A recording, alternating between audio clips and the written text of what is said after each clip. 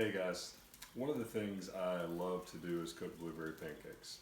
If you're in my AP Bio class, we cook blueberry pancakes as an actual lab. We talk about kitchen biochemistry. This morning, I just wanted to share with you how I cook blueberry pancakes and go through the process with you. And I hope that maybe you can cook these at your place, and I hope you enjoy them. Okay, here's your dry ingredients. You're right here. I put in 4 cups of all-purpose flour. That can be White Lily brand, King Arthur. I've just recently been using White Lily brand, and it's pretty good in these pancakes. So 4 cups. You've got your sugar here. So this is 4 tablespoons. Easy to remember. Just going to go ahead and put that in there. This is 4 teaspoons of baking powder, which I've got over there. I went ahead and added 3/4 of a teaspoon of baking soda into this ramekin, as well as 3/4 of a teaspoon of salt. And so I just put them all in this ramekin here.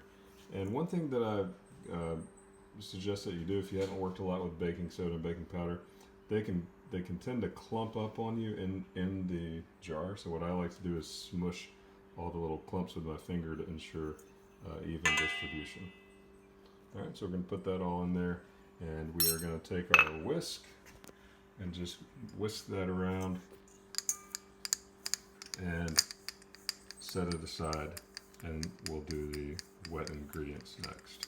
Okay, so for the wet ingredient pot, you are gonna simply need 2 eggs, some buttermilk, and a whole stick of butter. Okay, what are we gonna do with that butter? We are going to melt the whole stick of butter in the microwave.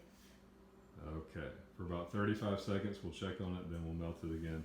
Just wanna get that melted. Vivian, how much buttermilk do we need for our wet ingredients? 4 cups.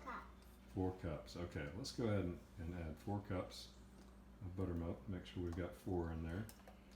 Slowly. And yep, go ahead and pour it. You're almost there. Boom, nailed it. All right, good, excellent. Okay, so what we're gonna do, Ella is gonna heat up the butter. We wanna melt the butter first, and there's a certain order that this needs to happen. We wanna melt the butter first and pour it in here hot and let it cool a little bit in this bowl before we start to add our other ingredients. And the reason for that is we're gonna add our eggs next, and we don't wanna cook our eggs with hot butter. We want this to be sort of warm so that it doesn't cook the eggs.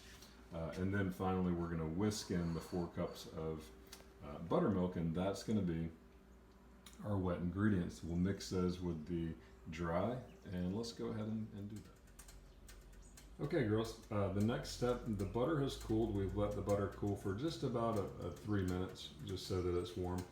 What we're gonna do now is add the eggs. So let's go ahead, crack those eggs and put in. You're gonna show us how to crack an egg? Okay. Oh, shoot. All right. Okay. Oh, well, attempt. All right. There you go. Baby, go ahead and give that another crack. Shoot. Okay. I'm so bad at cracking eggs. Put out the rest of the egg in there, sweetie. Oh. Yeah. That was Beautiful. awful Beautiful. attempt. Okay. And Vivian, pull that apart. There you go. There you go. Where do we put this? Okay, make sure all of it goes in there. There you go. Sure. Throw in the sink. Throw in the sink. All right, we're gonna whisk this together. Okay, so these are our eggs and our butter. We're gonna whisk this together really vigorously, get it well mixed. We want this to be really well mixed before we actually add our buttermilk, and so we can take our buttermilk and slowly whisk in the buttermilk. Get this all mixed.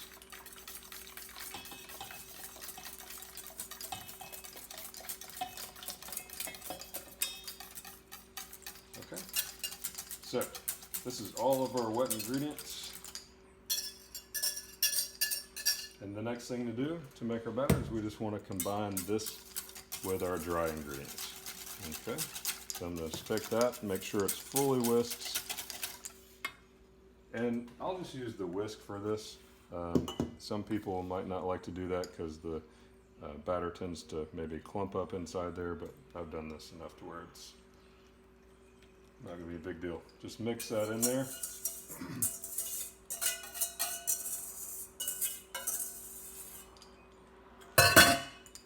Okay.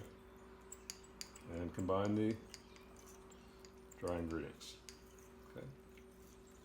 Next, what I'll do, now be sure when you're doing this, there's good chance you're going to lose some, or you're going to have some dry stuff hiding down in the bottom. So you want to make sure that you get down to that bottom scoop, be real thorough with your mixing. And you don't want to overmix it, but you don't want to leave any huge clumps of dry batter or dry flour. Okay, so we've got our frozen blueberries. I like to use probably about a pound of frozen blueberries. I get the private selection ones at Kroger that are really nice. I put them in they're frozen. I let them thaw a little bit. I've got my griddle, okay, I've got my griddle set at 375 degrees. I've already heated that up. It's well hot right now. And so next step is I'm just going to grease this griddle with butter. Okay, this is salted butter. I like to cover liberal application of butter, the whole thing. Get that whole sucker covered in butter. Next step is you're going to get a ladle and take your batter.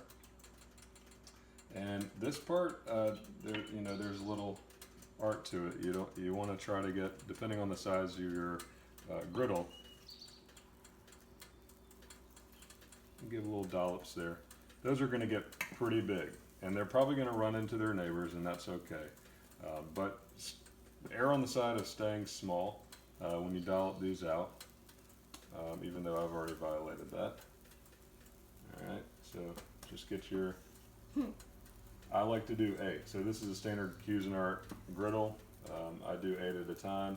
And then Ella and Vivian are going to show you in this next clip what we're going to do, how I like to put the blueberries in there, which is actually pretty important for the cooking process. Okay, so as the girls are being very careful not to touch the hot skillet, they've done this enough times, I want to emphasize, this is how I like to do the blueberries. Put them in there and just give them a slight little push into the batter as they're cooking as quickly as you can, and probably about 5, 6, or 7 blueberries. Now, what Ella learned last time is that we don't want to pack them too close together because it affects the cooking of the pancake. What's actually important here is you evenly distribute the blueberries in the batter as they're cooking. All right? So we just want to plop, plop, plop, and I'd say 6 or 7 blueberries, but we don't want them to not to burn yourself. You don't want to stack them all on top of each other. You just want to get yeah. So much fun. Yeah, it's pretty fun. Bloop. Bloop. I think I accidentally got that one a little too close to the edge. Yeah, it's okay. All right, so once we continue this, these will be all going, and as soon as I finish putting the blueberries on there, if I've done it quickly, I do 4 minutes per side. But so the rule here for cooking at 375 is I'll go ahead and set the timer on the stove for 4 minutes, and I will flip it after 4 minutes with a spatula and see that nice Maillard reaction on the other side of the browning, that beautiful brown golden browning that we see on the other side. Okay, all right, so these have gone for 4 minutes. Sometimes they stick together, so you want to be careful to, okay, boom. Just flip them, get that nice golden, oh yeah, nice golden brown. These got cooked pretty well. Again, they stick together. You just want to separate them before you flip, because then you'll have a mess. All right. Ooh, these actually got Just a little much. Okay, so I'm going to let that go for 4 minutes. On the other side, set my timer. And the best part, eating the pancakes. How are they, girls? Yummy! Good. Yummy, yummy. Glad you like them. Yummy!